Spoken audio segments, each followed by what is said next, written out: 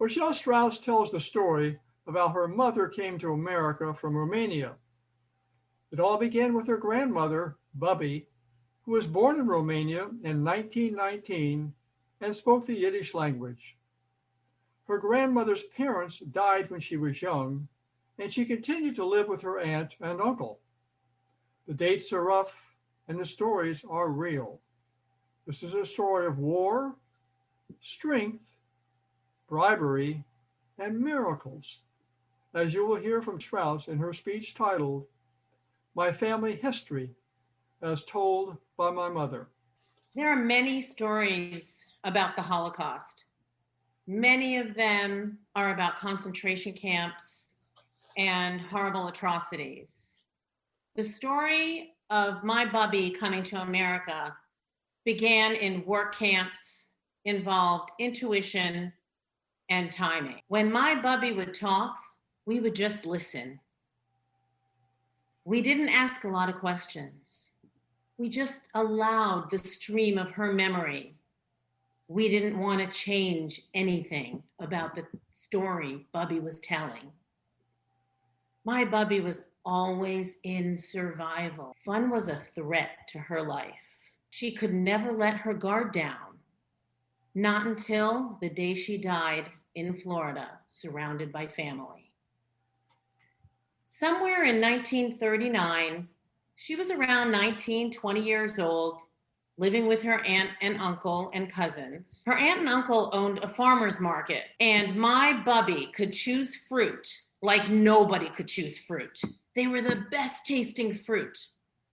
She taught me that. And so her aunt and uncle sent her to the local farm to go buy fruit and bring it back to the market. The problem was, in Romania in 1939, Jews were not allowed to own businesses. Jews were not allowed to freely travel between towns. And my Bubby, a Jewess, was traveling to another town, to another farm. She was captured and put in jail.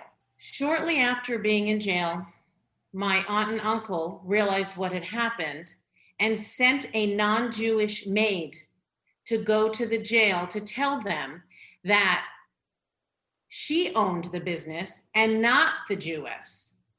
The non-Jewish maid apologized for sending a Jewish woman by herself to get merchandise for her farm. And somehow, miraculously, the guard just said, okay, and set her free. My Bubby and the maid went home that night. Around 1940, there was a guard in Arad, Romania, where my Bubby lived. This guard took bribes. Thank goodness. Believe it or not, that was a good thing back then. Somewhere around 1943, there was a knock at the door. And there was a Nazi soldier stormed into the house looking for my Bubby's pretty cousin, Esty. Where is Esty? They stormed through the house looking everywhere for Esty. They couldn't find her. So they took my aunt and uncle over to their offices to get ready to torture them. The hand raised.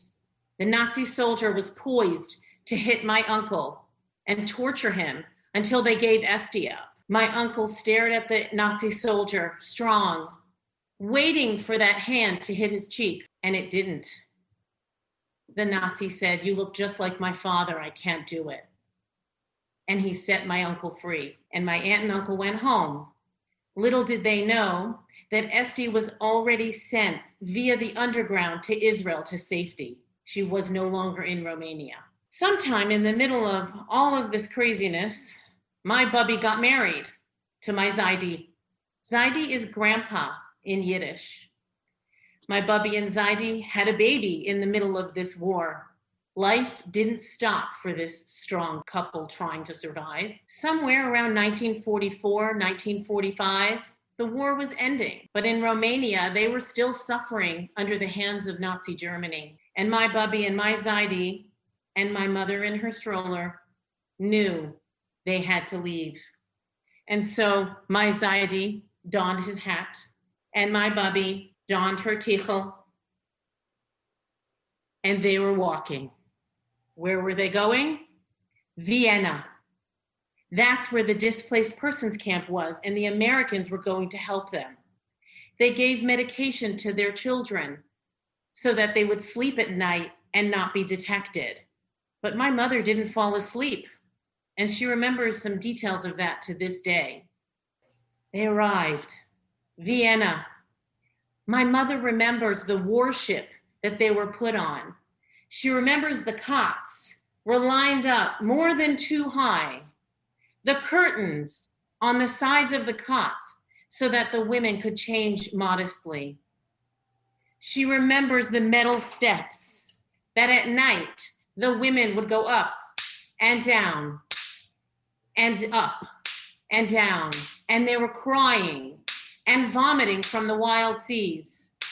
From what my mother could remember, it's about 2 weeks, and then they arrived and they see the Statue of Liberty. They're free. They get off the boat and they're checked out medically. My mother remembers a cage, something with wires. They were kept there for a long time because the person who had sponsored them never showed up.